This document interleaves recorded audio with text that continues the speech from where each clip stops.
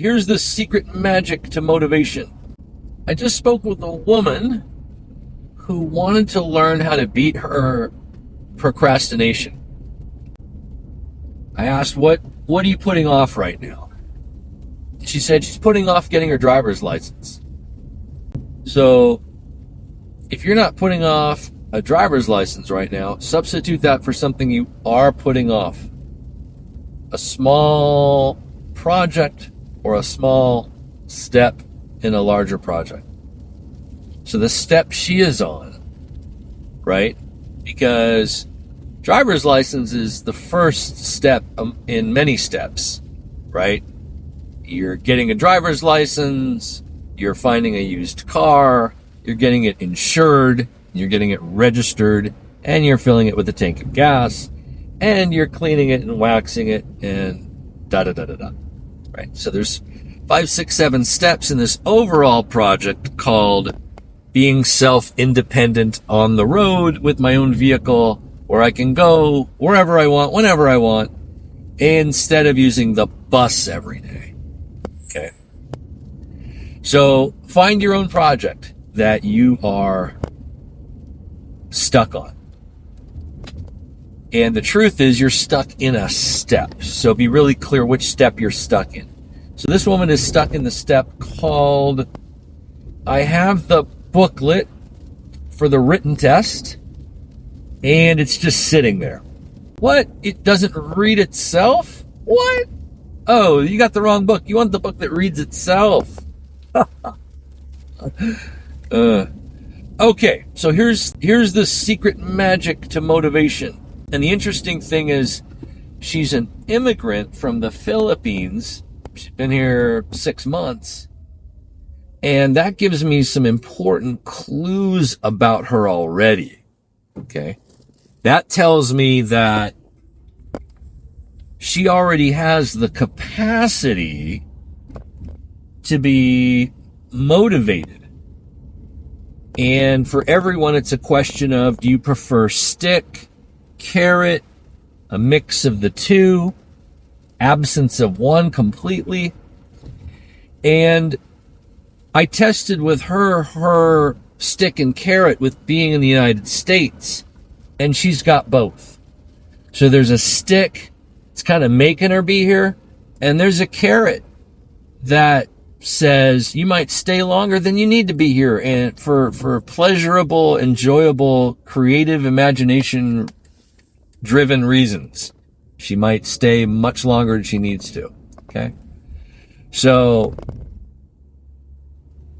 being aware of your motivation style, stick, carrot, one or the other, or both, is really important to continuing with this exercise.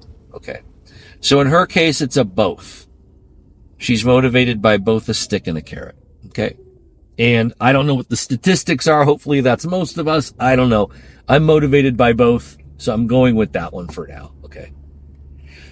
So I said, how do you know you're procrastinating with this driver's license test? Excuse me. And she says, well, I've had the booklet a week and it sits there on the counter and I've read a third of it so far. Okay, great. And so what happens when you don't read it? Oh, I do something else. Okay, why not? Well, it's uncomfortable for various reasons. Got you.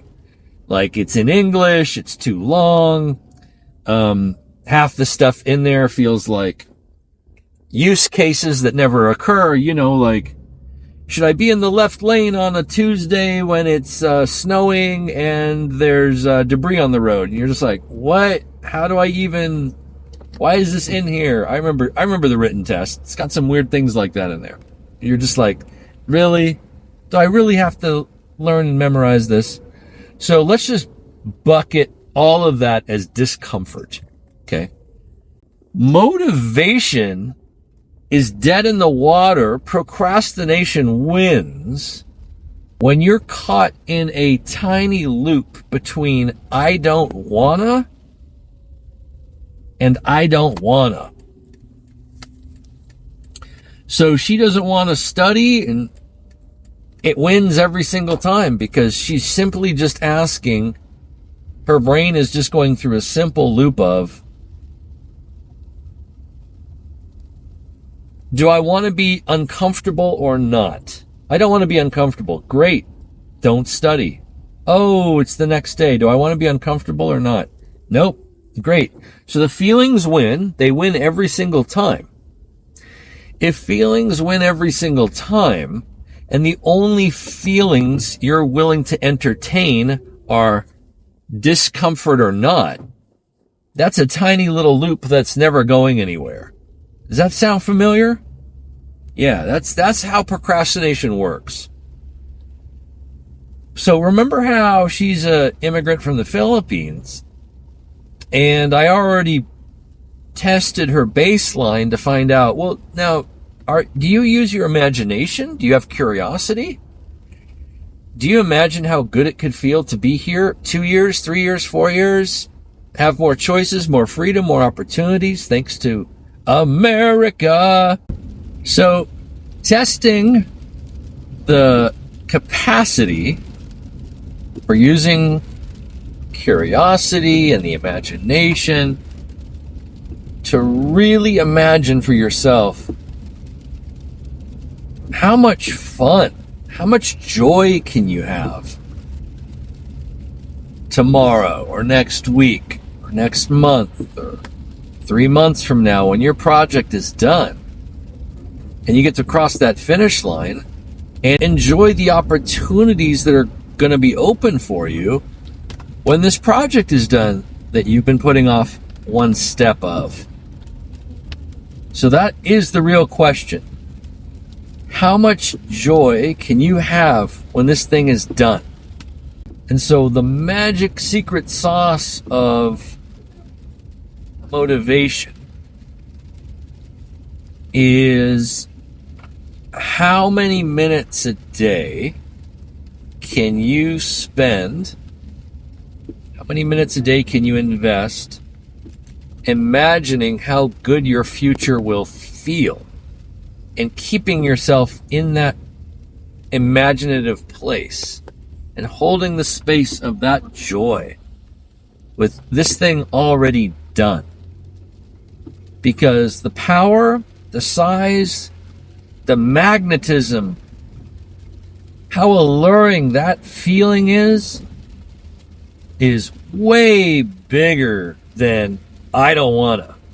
Than the little I don't wanna that's been getting to operate in a tiny little loop all by itself. I don't want to feel uncomfortable. Okay, let's not do it. I don't want to feel uncomfortable today. All right, let's not do it. I don't want to feel uncomfortable today. All right, let's not do it. That's going to run forever until you invest 5 minutes and imagine how much joy will I feel having these new wide open opportunities available to me because this thing is done. And we're not even talking about how good it's going to feel the day it's done. When you cross through the finish line, you can't believe it, and you made it. And, just that difference between struggling and being done. I'm not even talking about that. You can add that in too. I'm talking about how good is it going to feel the first day you have opportunities available, the second day, the second week, the second month, the following year, all because you put in this hard work over the next day or a few weeks or a few months or a few years, if that's the case. So the way this works is the times in your life when you have properly motivated yourself, because you have done this with sticks and carrots, or in this case, at least the carrot. You used your imagination to imagine how good it's going to feel to have these opportunities available to you that are not right now. And they will not be, and they never will be until you do the things you don't want to do. And that act of imagination and the size of that magnet that you're building is way bigger than, I don't want to feel uncomfortable for 10 minutes studying this driver's license booklet. Wait, but I want the freedom of owning a used car that's insured and registered, that I'm legally able to drive, and I can go anywhere in the United States, Mexico, Canada. I can drive anywhere if I just study for 10 minutes tonight. And boom, you'll be studying for 10 minutes because you're holding in one hand the joy of the future, and that is a much sweeter, bigger thing to hold on to than that little mosquito in your other hand going, I don't want to study tonight. I don't want to. So that, my friend, is the secret. Good luck. So if you've tried this out and you're still struggling with motivation, head down to the description in any one of these videos and press the blue button. You can open up a discovery call with me, and maybe we can help you get your wheel blocks out of the way and get in motion again.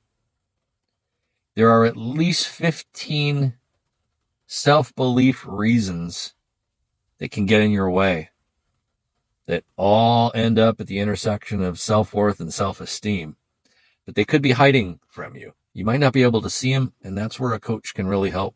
All right, take care now. Bye.